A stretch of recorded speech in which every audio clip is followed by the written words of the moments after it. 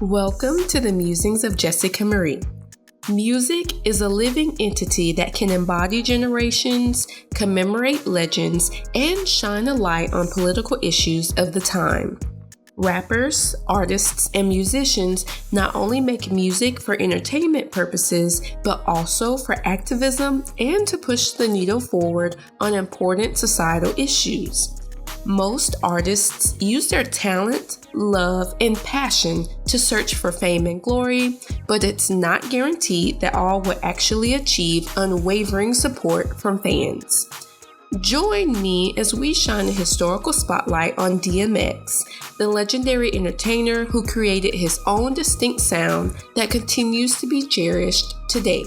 DMX, formerly known as Earl Simmons, was born on December 18, 1970 in Mount Vernon, New York, to his parents Arnett Simmons and Joe Barker.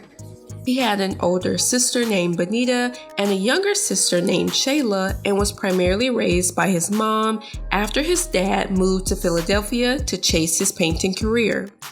Earl had a rather difficult childhood that included being diagnosed with asthma and being physically abused by his mom from an early age. His living situation was rarely stable, and he often had to fend for himself. When he was 5 years old, he was sent to live with relatives in Yonkers School Street housing apartments. After a while, he returned to his mom, but the abuse didn't stop. He was even expelled from middle school when he was 10 years old and was sent to a group home. He was raised as a Jehovah's Witness, but rejected the religion after being injured in an accident by a driver. He lived in silence with his pain for multiple years before returning to Yonkers when he was 15. He didn't have a support system to rely on and was forced to sleep in empty storage bins and befriend stray dogs. Fending for himself, he started carjacking and robbing students from his high school, Yonkers Middle High School, to find food and clothing. DMX went to jail more than 30 times throughout his life for criminal possession of a weapon, robbery, assault, carjacking, animal cruelty, reckless driving, driving under the influence, unlicensed driving, drug possession, probation violation, failure to pay child support, pretending to be a federal agent, and tax evasion. His very first stint in prison was in a juvenile unit in 1986 after he stole a dog from a junkyard. His musical career officially began in 1985 when he beatboxed for a local rapper named Ready Ron.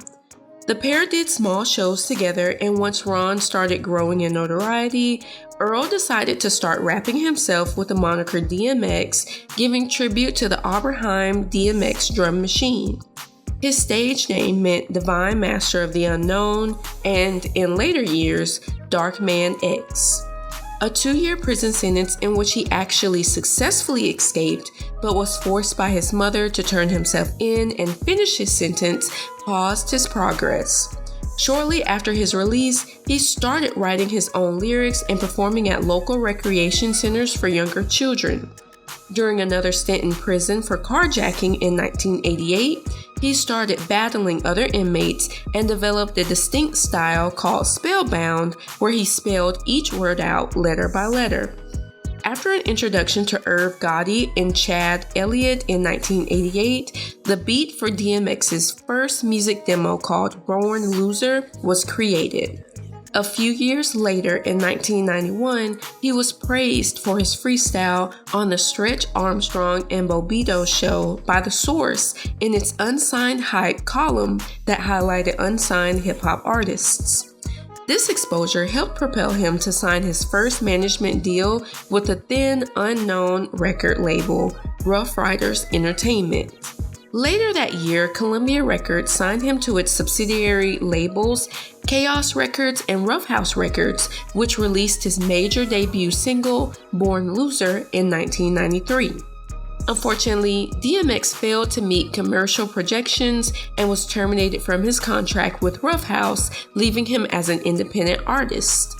Death Row Records attempted to sign the rapper in a joint contract with Rough Riders in 1994, but the deal fell through. During the 1990s, DMX worked with multiple different up-and-coming rappers like Jay-Z, Ja Rule, Swizz Beatz, and many others. Unfortunately, all of the collaborations didn't end amicably, and some dissolved into feuds lasting years. DMX fell out with Ja Rule after claiming the rapper was trying to steal his signature delivery, and the two produced multiple diss tracks before settling the beef in 2009. After 2 years of struggling in the industry, DMX was signed to Def Jam Records in 1997 after Irv Gotti became the president of A&R. Despite having signed to 3 different labels, DMX still hadn't released an album yet. He recorded tracks from April 1997 to January 1998 and made multiple guest appearances on singles for Mace, The Lox, and LL Cool J to create a strong buzz for his upcoming album. His first major label single, Get At Me Dog, was released in February 1998 and received a gold certification from the Recording Industry Association of America. His debut album, It's Dark and Hell Is Hot, released just a few months later in May, hit number 1 on the Billboard 200 chart and sold over 6 million copies. His second album, Flesh of My Flesh, Blood of My Blood, released in December of the same year, had similar success, debuting at number 1 on the Billboard 200 and going multi-platinum. At the time, DMX became the only rapper alive to produce 2 consecutive number 1 Billboard 200 albums within a 1-year period. The only other rapper to accomplish that feat before DMX was Tupac Shakur, but the record has since been broken by Young Boy Never Broke Again in 2020. In 1999, he married Tashira Simmons, his childhood friend, and had 4 children together. Unfortunately, Tashira announced their separation in 2010 due to his legal troubles, and the divorce was finalized in 2014. He had an additional 11 children with 8 other women over the years and was sued multiple times for unpaid child support. Unfortunately, he didn't have a will at the time of his death, which led to legal battles over his assets. He's also faced an animal cruelty charge in 1999 after a dozen pit bulls were found in poor shape at his home in New Jersey. He was on tour at the time his house was raided and hired a caretaker to watch the dogs. DMX was distraught after learning of the condition his beloved animals were in. The charge was dismissed after he agreed to accept responsibility and record public service announcements for an animal rights group. His third album, And Then There Was X, was released on December 21st, 1999, and also debuted at number 1 on the Billboard 200. The album went on to be certified 6 times platinum and was even nominated for a Grammy Award for Best Rap Award at the 2001 Grammy Awards. The most iconic single, Party Up, Up in Here, became his first top 10 hit on the R&B charts and was also nominated for a Grammy Award for Best Rap Solo Performance. His fourth album, The Great Depression, was released on October 23, 2001, and followed his previous releases by debuting at number 1 and going triple platinum. His fifth album, Grand Champ, was released in September 2003, topping the charts again at number 1 and selling over 4 million copies. Immediately after its release, he announced his plan to retire. Over the next few years, he bounced between Def Jam and Columbia Records, massively delaying his 6th album, Year of the Dog, again until August 1st, 2006.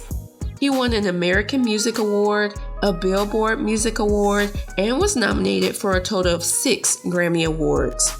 He also started dabbling in acting and had roles in Belly in 1998, Romeo Must Die in 2000, Exit Wounds in 2001, and Cradle to the Grave in 2003. He worked alongside noteworthy people like Jet Li, Nas, Steven Seagal, and Aaliyah in the successful films. In 2009, he took a step back from rapping to pursue preaching. He considered himself a born-again Christian and read his Bible every day. He even completed a gospel album while battling his legal trouble. He kept his morale up while in jail with the belief that he had a purpose of meeting someone there and sharing the love of Jesus. Many years later, in 2016, he even gave a sermon at a church in Phoenix, Arizona. DMX filed for bankruptcy in 2009, 2013, and 2016 due to his outlandish child support obligations and debt. It was estimated that he owed $2 million to various creditors, over $300,000 in back child support, $1.4 million in family support, and $950,000 to Compass Bank. At the time, he was trying to prevent his home from being foreclosed on, which was also the only asset he had since he didn't own the masters, copyrights, or trademarks to his music. On October 11, 2011, DMX performed at the BET Hip Hop Awards and announced his 7th album, Undisputed. Unfortunately, due to multiple delays, it wasn't released until almost a year later on September 11, 2012. DMX's catalog was purchased by 7 Arts Pictures in February 2012 and signed him to a 2-album deal. In 2013, he started working on his 8th album, Redemption of the Beast, and collaborated with producers Swiss Beats and Dame Grease. The album wasn't finished, but 7 Arts Music released it without authorization or a valid legal artist contract, forcing DMX to split from and sue the label. He recorded a few singles in 2016 and 2017 before signing a new record deal with Def Jam Recordings on September 20th, 2019. His last album, Exodus, was released on May 28th, 2021. In July 2017, he was charged with 14 federal counts of tax fraud after failing to file income tax returns from 2010 to 2015. He pleaded guilty to a single count and was originally free pending sentencing, but was remanded to jail after leaving a drug treatment program and relapsing. He was sentenced to 1 year in jail, followed by 3 years of supervised release, and was ordered to pay $2.2 million in restitution to the government. He was released on January 25, 2019. DMX said he became addicted to crack cocaine at the young age of 14 after being tricked by Reddy Ron into smoking a marijuana cigarette laced with the drug. Ron has denied the allegation. Over the years, he was in and out of rehab for his drug problem and was forced to cancel concerts, further impacting his money. He had a near-death experience on February 10, 2016 after being found unresponsive in the parking lot of a hotel. He was resuscitated by first responders and given an opioid reversal drug that helped bring him back. Police didn't find any illegal substances on the property, and DMX brushed it off as an asthma attack. On April 2, 2021, he was rushed to the hospital after suffering a heart attack, possibly induced by a drug overdose.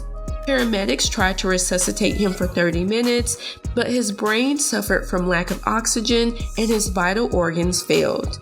He was pronounced dead on April 9, 2021 at only 50 years old. After learning of his death, many celebrities paid tribute to his legacy, and a procession of hundreds of motorcyclists paid homage by riding from his birthplace of Yonkers all the way to Brooklyn. His funeral was held at the Christian Cultural Center in Brooklyn on April 25, 2021. 2,000 people attended, but many others watched the proceedings since they were live streamed on BET Network and its YouTube channel. DMX left behind a legacy that lives on today. He had a significant impact on hip-hop music and is regarded as one of the most prolific rappers of his era. Despite having a harsh childhood that undoubtedly influenced his adult life and led him down a path of drug abuse, he drew upon his life struggles to help him produce relatable music and break records. If you enjoyed this episode, let me know by giving this video a thumbs up, leaving a comment, and subscribing to my channel. I'll see you in the next episode. Signed, Jessica Marie.